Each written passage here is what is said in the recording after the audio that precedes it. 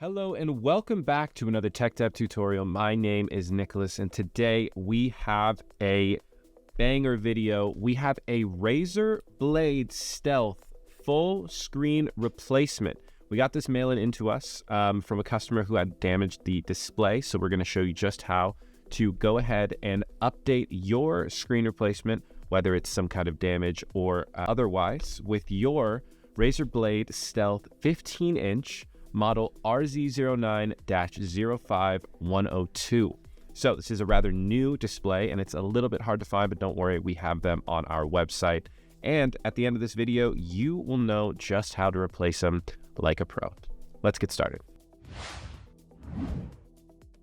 So first things first, we're going to take our Razer Blade laptop and take off the backplate. You're just going to need a T5 screwdriver and it's going to have screws all the way around the bottom and the top.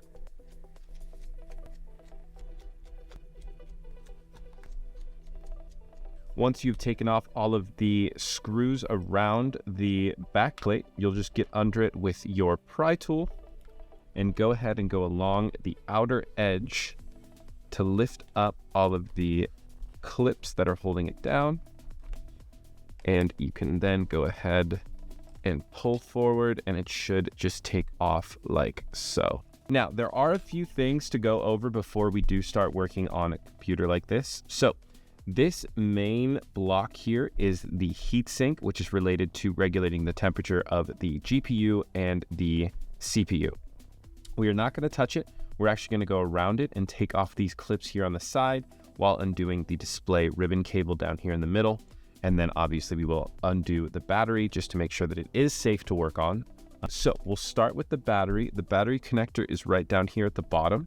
And then all you're going to need to do is lift up on the adhesive that is holding it down. And then get in and push on this little clip and pull on the other end. And it should just pop right out like so. But it is not safe to work on just yet. So once you've done that, go ahead and open it up and hold down the power button for about 10 seconds. This is going to deplete what's remaining of the static electricity in the board, so it is safe to work on and you won't end up frying anything. Once you're done with that, next step is we're going to take off the two flex cables that are related to the display.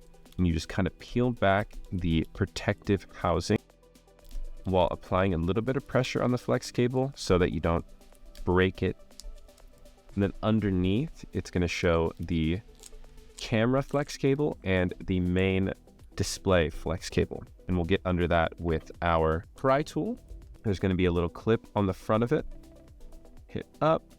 And then once this clip is pulled out like so, you will just pull directly back away from it and pull that one out. And then this one is a bit different. So this one has a little white clip that you can see on the front. You'll just go ahead and flip that up and then you can pull out the flex cable. And then the display cable does have one more connection over here onto this daughter board, as you can see. So we'll also go ahead and flip that up and pull out that cable as well. Once you're done with that, you can just very gently peel it back all the way to the top. Once it is peeled back, there are a few more things to undo. So not only are we going to undo the hinges over here on the right side, but there are two screws in between in the very middle, which you can see if I peel it back just ever so slightly. These two are going to have to come off as well. These ones are all just Phillips. So go ahead and grab one of your smaller Phillips head screwdrivers with your TEKDEP 145-in-1. And you should be able to go ahead. Now we will move on to our two hinges on the right and left.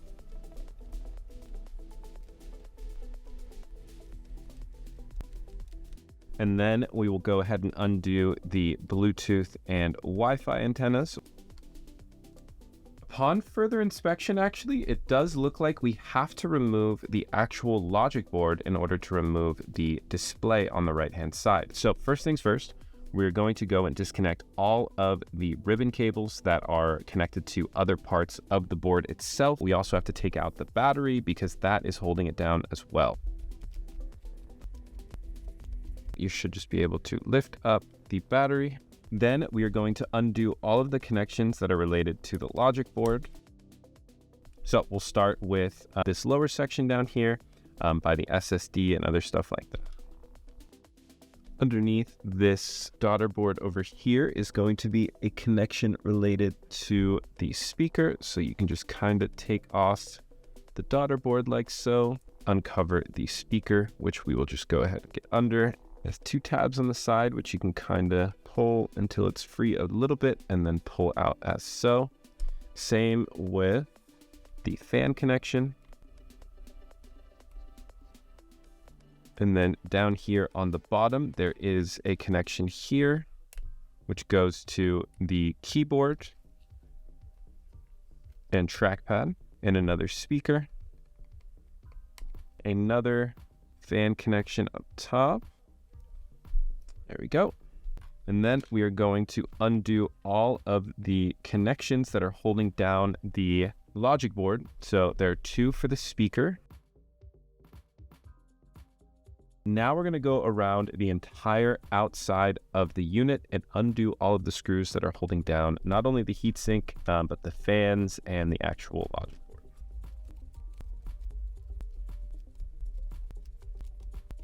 There is 1 flex cable that is underneath the SSD, so we'll go ahead and take that off.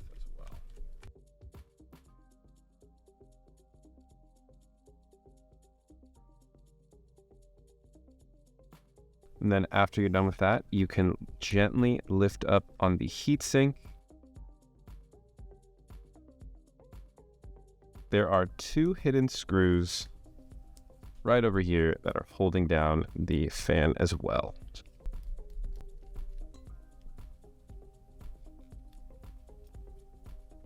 And with that, you should be able to gently remove the logic board from the casing. The next step will be to go ahead and remove the flex cable.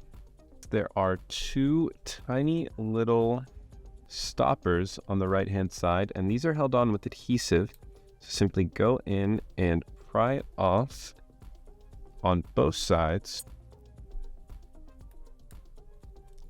And then this will free up the hinges to go ahead and simply slide on out. Once they have slid out, you'll go ahead and take your flex cable and gently follow it through out the side. And there we go. You have removed the top case from the LCD, which we will now go and replace. Now, this brake was a little specific. So as you can see, he doesn't have a bezel. Yours will have that bezel around it, but unfortunately it was unable to be recovered. They're a little hard to find and they don't really sell them. So unfortunately, we are not going to be doing that today.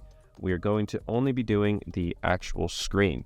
So a little trick that you can do for adhesive, specifically ones on the back of a display like this one that are going all the way down the bottom, is you can take a little bit of isopropyl alcohol.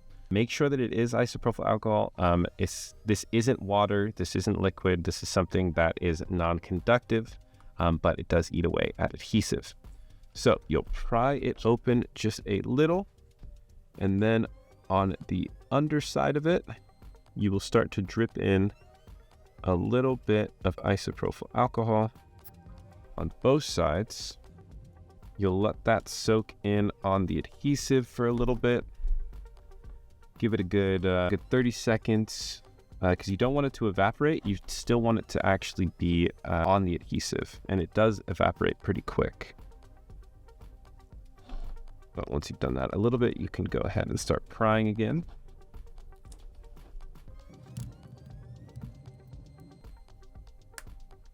Like I said, it's okay if it breaks a little bit because it is already broken. One thing you can do when you have it up a little is you can take your tweezers and see if you can grab the adhesive that's holding it in. You can just start to twist till we have removed it entirely. All right, and then once that is completely off, we can lift up our display and we can see the connections on the back of it. These connections on the back of it, the important one is here, which this is where our main cable is. And we're just going to go ahead and remove the protective cover.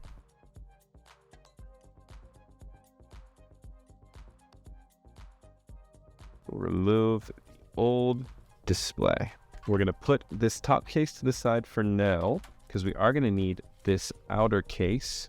On this other one, we will have to be putting this where this one is here. On here, there are a few pull tabs. And then same thing for the two up top.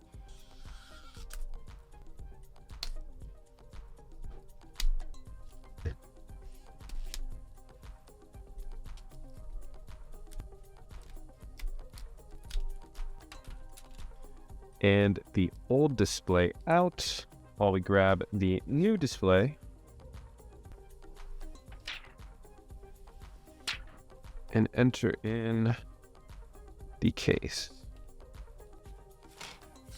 Because we are going to be working on this face down, I'll go ahead and put this protective cardboard underneath so we don't damage the display. My gloves are getting torn. All right. Next, we're going to start by reconnecting the display to the LCD backplate. But with that, we do want to first apply our strips, which are going to be here in case we have to remove this item again. So it's going to be double-sided, and a good way to do it is to simply have it hang off the bottom like so. So it's a bit easier to remove, unlike this time, where it was a bit tricky and hard to get off.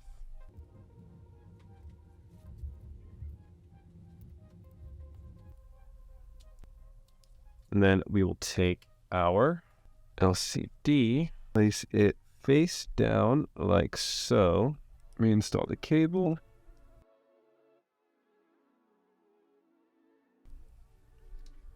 and then adhesive on the back, and place it down into the correct. All right, and finally, when you have your display in, I think it's actually a good time to tell you that we have a mail-in repair service. As you can see, sometimes these repairs can be crazy and long, and it'll take a lot of time. So if it's something that you may not feel comfortable doing, or you just want someone with a little bit more experience to take care of it, feel free, go to the link in the description down below, visit our mail-in repair website, and then go ahead and fill out the form with your information on the repair and all of your ways for us to contact you. And we will get back to you with a quote and all of the mail-in info so we can go ahead and handle everything for you so you do not have to go through this long and tedious process. But once you are done with that, we're going to reconnect it to our top case. And we're going to go ahead and do that simply by placing it on top like so, feeding the display cable through the bottom.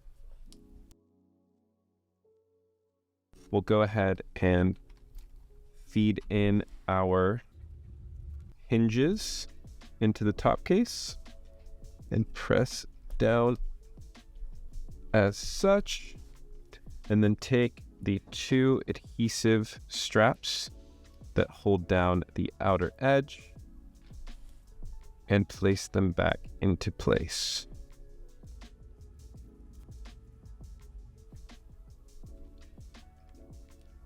Place it where it should go, right into the correct spots. Make sure that the two cables that are supposed to be above it, like the keyboard cable down on the right side and the other cable over here on the left, are above. And then we can go ahead and take our fans and place them where they're supposed to go.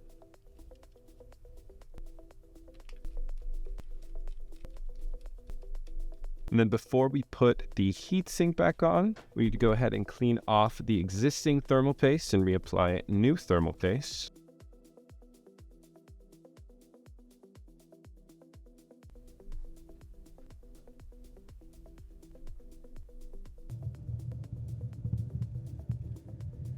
and the existing one from the heatsink. And then once you have all of that prepped, you can take your thermal component. Feel free to be a bit extra on it because it is important. And we'll go ahead and take our heatsink. Make sure all of the screws are lined up. Then we can start by reapplying our heatsink screws.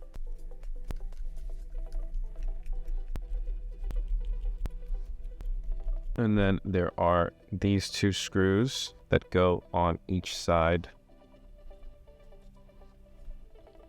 of the heatsink as well. And then all of the screws that go around. We'll go ahead and plug in our fans and our speakers.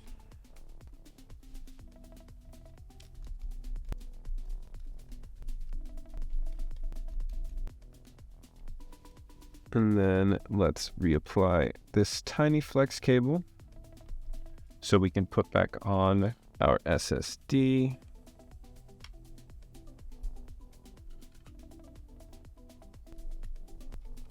And then our keyboard flex cable.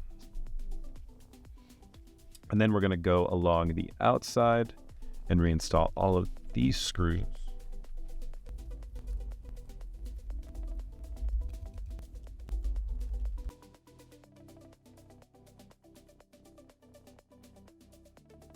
Then we'll do our 4 hinge screws.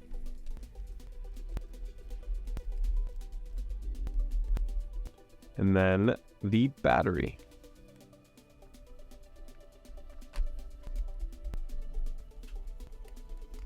And we will reconnect our 2 antennas. And then we will take our display flex cable and plug all of these back in. So this one goes right here, and the main display goes here, and then this side cable over here.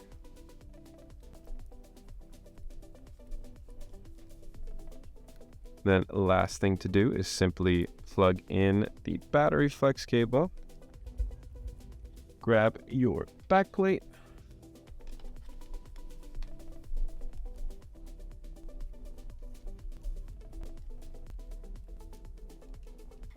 and there you have it. You've done a full screen replacement on your Razer, and all that we need to do now is just test the display and make sure that it is working.